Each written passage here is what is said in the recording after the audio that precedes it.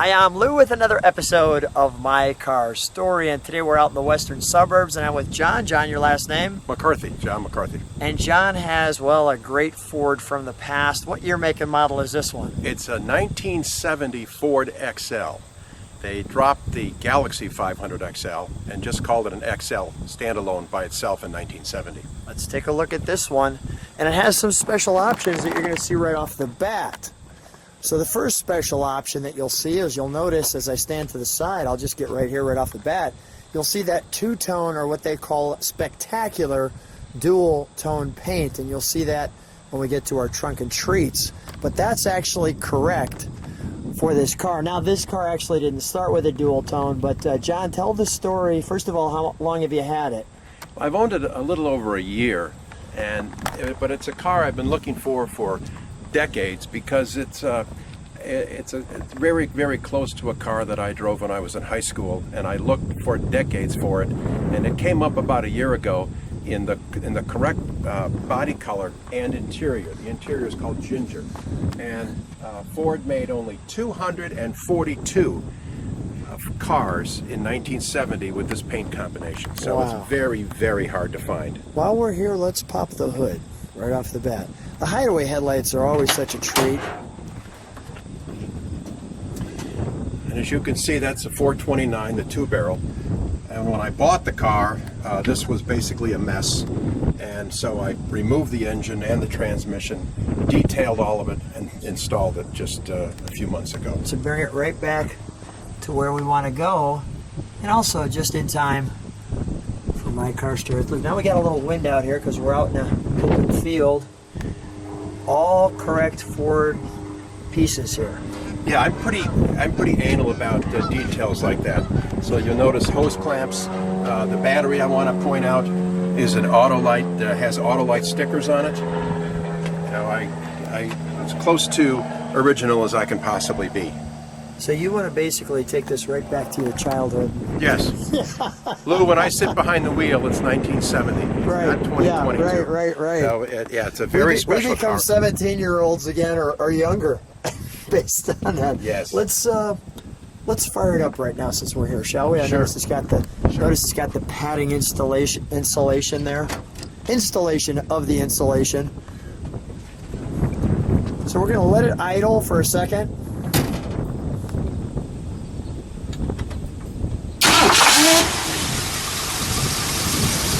Super smooth.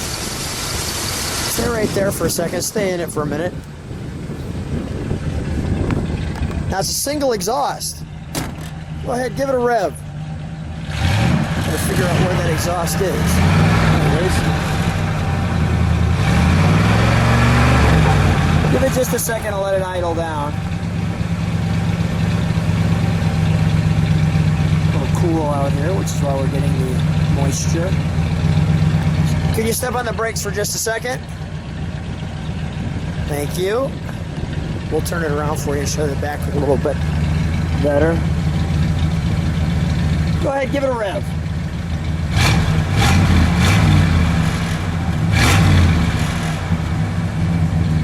Blowing some of that moisture off. Very quiet, very clean. All right, let's shut that down, John, please. Thank you. And let's close that. I want to give him a side shot of this car. You're absolutely right. When you do it like this, you know, it takes you right back to 1970, which is why when I saw your car, I said, we got to get this on the channel. Oh, one other thing. Are these vacuum operated? Yes, they are. All right, let's start it. Let's shut the hood, start it one more time, and let's show them the hideaways in action. Sure.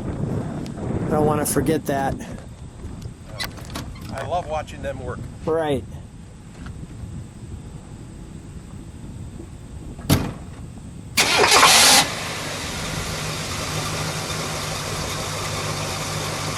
Nice.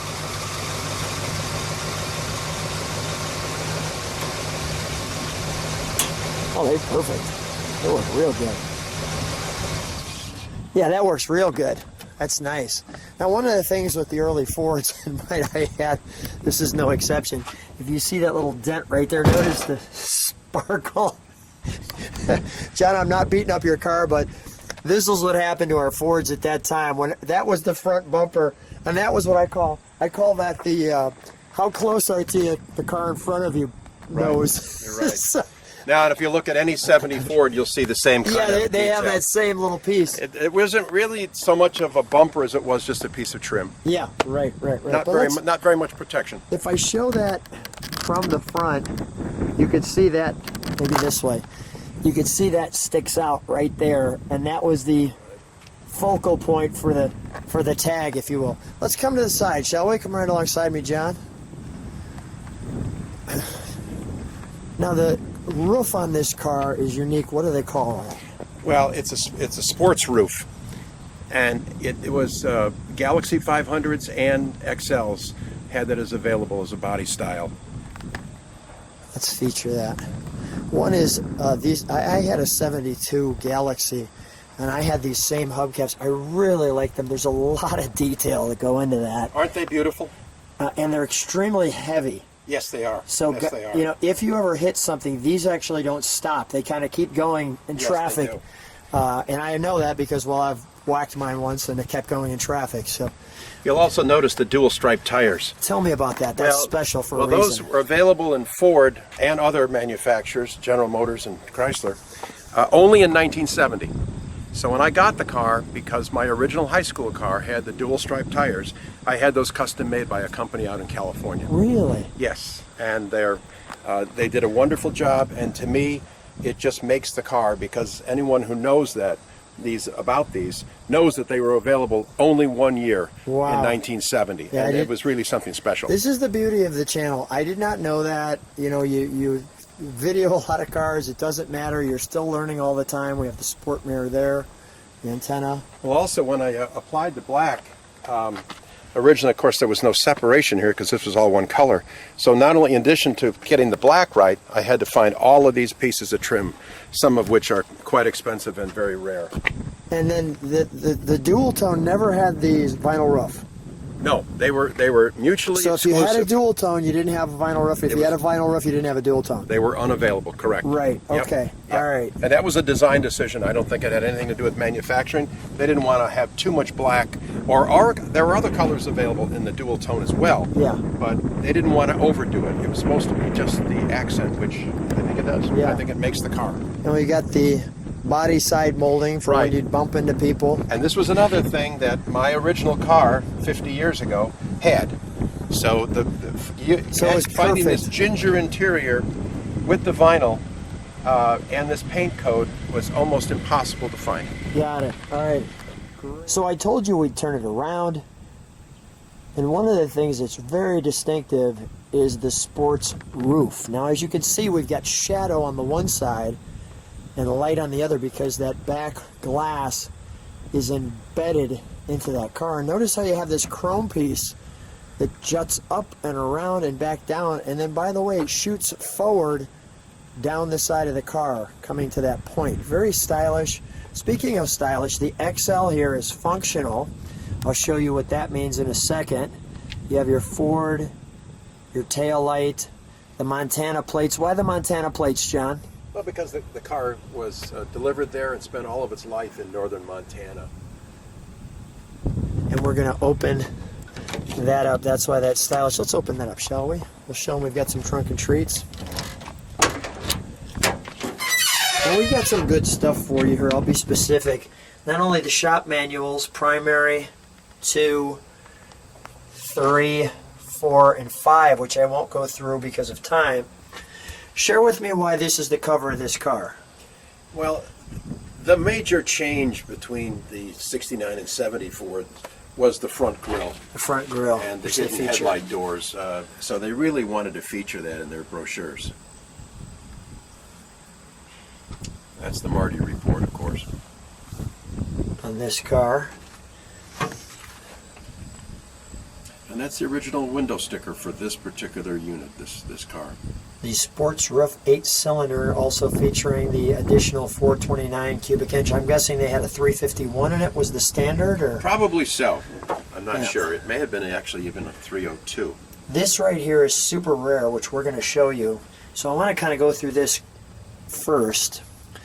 I'll be gently because these are original documents, taking a quiet break in a Ford. There's that front end again. By the way, here you'll see how they feature that. John, is that you back in the day there with the tuxedo on? Right there? No? All right. No, not hardly. No, I was... not that guy? No, not here's that guy. Here's the meadow and the brook and the green car, which is just phenomenal. LTD Brome, quietly superior. And notice these kind of continue to open up. Yeah, no, that was the hardtop you see there. And that, I'll do it this way. There's the, so often when my child was born, my wife would sit next to just the car seats in a meadow. That was just the way it was back then. Maybe not. Obviously not. A little humor there. But you can see the car. She is looking very sharp next to the seats again. The seats are very important back in the 70s. They are going somewhere they're also sharp. accentuating the amount of room the passengers have because Ford had that cockpit dashboard design and to maximize the room for the passenger. There's your cockpit. This is your car. This is the XL. Notice the dual tone paint option. By the way, it's called the Sports Roof with Spectacular dual tone paint option. Yes. So there it is. It's not something that John came up with in his head that he should dual tone his car. It was actually something that Ford came up with at the time. Very rare. I'm noticing that there's your Galaxy 500. Another girl in the meadow. We've actually featured your car here in a meadow. No mountain. More seats, more photos. Its own quiet, popular ride. The family four-door. Another girl, another seat. Standard features at no cost. Another girl, another seat. There's that 8-track, which we have here. There's your lineup there. Yeah, it starts at the top with the LTD Brome and then gets down to the Ford Custom at the bottom. Yeah, and there's our engine options where you have the 429 2 Venturi versus there is a 4 Venturi or the 4-barrel. Okay, so I think we got that one pretty well covered. This is the wiring diagram. That is exactly what you'd think it is. It looks like that. Goes through indexes, talks about buzzers. There's your diagram, so we're not going to go through that. But this, I'm going to take a moment. Let me have you just open that and kind of flip through it for me. Sure. Tell me what we have. Well, this is a very rare booklet, and it's put out by Ford through a third-party company. And this was sent out to the dealers in advance of the 70 model coming out, so that they would be able to order the various stands, signs, and lights, and so forth, in order to promote the new cars that were coming out. So this would have come out in the spring or the summer. Let's close that. Go ahead.